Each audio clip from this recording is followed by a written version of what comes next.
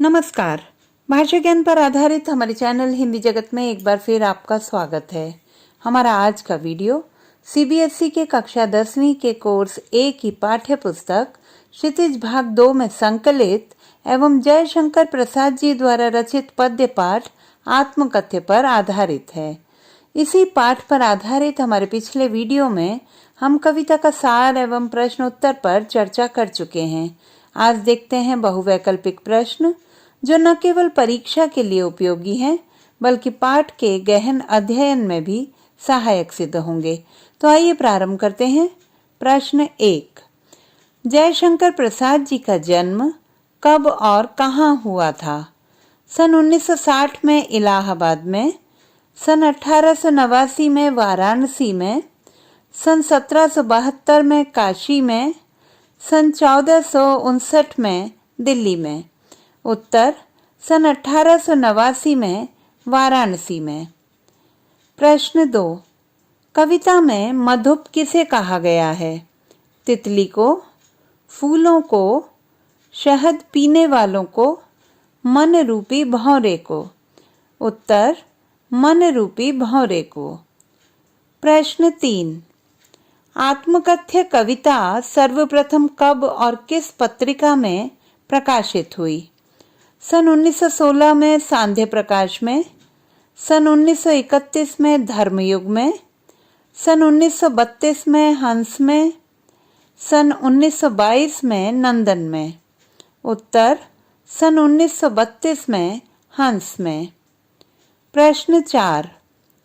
गागर रीति में प्रयुक्त अलंकार है उपमा अलंकार, रूपक अलंकार, उत्प्रेक्षा अलंकार, यमक अलंकार।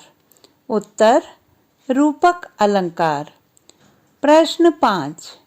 कवि अपने जीवन की यात्रा किसके सहारे व्यतीत करना चाहता है? अपने मित्रों के सहारे, प्रिय की स्मृतियों के सहारे, बचपन की स्मृतियों के सहारे, माँ के साथ बिताए सुखद पलों के सहारे।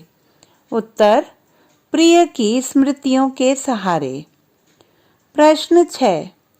उज्ज्वल गाथा में निहित प्रतीकार्थ है भौतिक सुखों में निर्लिप्तता, कवि का अलगाववाद, चांदनी से परिपूर्ण रातें, प्रेम और अपनत्व का भाव। उत्तर प्रेम और अपनत्व का भाव। प्रश्न 7। पत्तियों का मुरझाना किस ओर संकेत करता है? जीवन की नश्वरता की ओर, मृत्यु की ओर, आनंद की समाप्ति की ओर, प्रकृति में सूखे की समस्या की ओर। उत्तर जीवन की नश्वरता की ओर। प्रश्न 8। आत्मकथ्य कविता के रचयिता हैं महादेवी वर्मा, मृणाल पांडे, जयशंकर प्रसाद, सुमित्रा नंदन पंत। उत्तर जयशंकर प्रसाद। प्रश्न 9। कंथा शब्द का अर्थ है अंतर्मन गुदड़ी, रास्ता पथ, संबल सहारा, काला कालिमा। उत्तर अंतर्मन गुदड़ी। प्रश्न 10। थकी हुई है मेरी मौन व्यथा पंक्ति में प्रयुक्त अलंकार है रूपक अलंकार, उत्प्रेक्षा अलंकार, अन्योक्ति अलंकार, मानवीकरण अलंकार। उत्तर मानवीकरण अलंकार। प्रश्न 11। काव्यांश में प्रवंचना शब्द का क्या अर्थ है? छल कपट, धोखाधड़ी, ठगी, उपर्युक्त सभी। उत्तर उपर्युक्त सभी। प्रश्न 12। कविता में कवि किसकी हंसी नहीं उड़ाना चाहता? अपने मित्रों की, अपने शत्रुओं की, अपने स्वभाव की, अपनी रचनात्मकता की। उत्तर अपने स्वभाव की। प्रश्न 13। कवि अपनी आत्मकथा लिखने से क्यों बचना चाहते हैं? स्वयं को आत्मकथा लेखन योग्य नहीं समझते, अपने जीवन में कोई उपलब्धि नहीं पाते, अपने निजी पलों को साझा करना नहीं चाहते उपर्युक्त सभी। उत्तर उपर्युक्त सभी। प्रश्न 14। कवि किसे पाथेय बनाना चाहते हैं? अपनी आत्मकथा को, अपने प्रिय की स्मृतियों को, अपनी कटु स्मृतियों को? सभी विकल्प सही हैं। उत्तर अपने प्रिय की स्मृतियों को। प्रश्न 15। जिसके अरुण कपोलों की पंक्ति में किसकी बात हो रही है? कवि की, पथिक की, अरुण की, प्रेयसी की? उत्तर प्रेयसी की। प्रश्न 16। कवि के जीवन में सुख का आगमन किस प्रकार हुआ? पथिक की भांति, स्वप्न की भांति, उषा की भांति, गागर की भांति? उत्तर स्वप्न की भांति। प्रश्न 17। कवि ने किसकी आत्मकथा को भोली कहा है? प्रसिद्ध कवियों की आत्मकथा को, अपनी प्रेमिका की आत्मकथा को, अपनी आत्मकथा को? उपर्युक्त में से कोई नहीं। उत्तर अपनी आत्मकथा को। प्रश्न 18।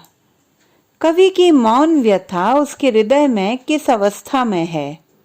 हृदय को पीड़ित कर रही है, थककर सो रही है, जागने का इंतजार कर रही है? उपर्युक्त सभी। उत्तर थक कर सो रही है। प्रश्न 19। कवि अपनी आत्मकथा लिखने की बजाय क्या करना चाहते हैं? अपनी निराशा से बाहर निकलना चाहते हैं, अपने प्रिय की स्मृतियों में डूबे रहना चाहते हैं, स्वयं अपना उपहास उड़ाना चाहते हैं, दूसरों की आत्मकथा पढ़ना चाहते हैं? उत्तर दूसरों की आत्मकथा पढ़ना चाहते हैं। प्रश्न 20। कविता में कवि ने अपने जीवन को कैसा बताया है? तुच्छ, प्रतिष्ठित, उत्कृष्ट, गरिमामयी? उत्तर तुच्छ। प्रश्न 21। कवि ने कविता आत्मकथ्य किसे संबोधित करके लिखी है? पाठकों को, प्रकाशकों को, कवियों को, अपने मित्रों को? उत्तर अपने मित्रों को।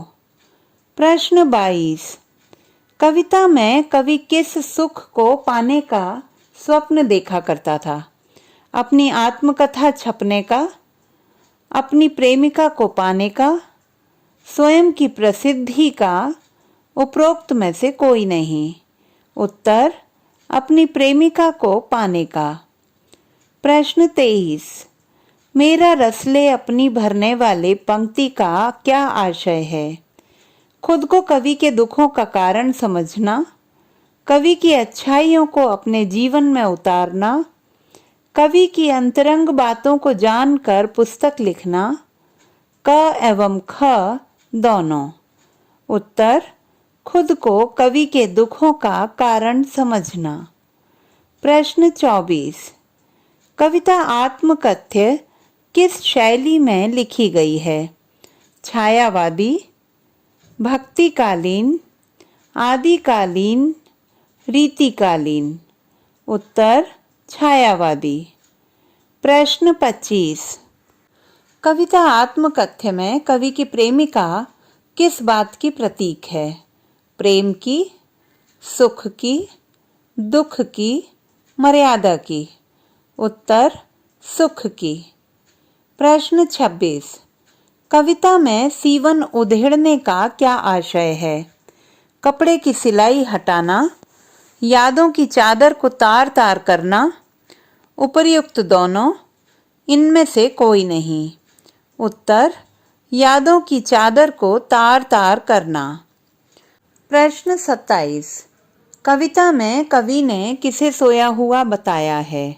प्रेमिका को, अपनी कलम को, अपनी लेखनी को, मौन व्यथा को? उत्तर मौन व्यथा को। प्रश्न 28। आत्मकथा सुनाने के संदर्भ में कवि अभी समय भी नहीं, ऐसा क्यों कहता है? उन्होंने अब तक कोई बड़ी उपलब्धि प्राप्त नहीं की है।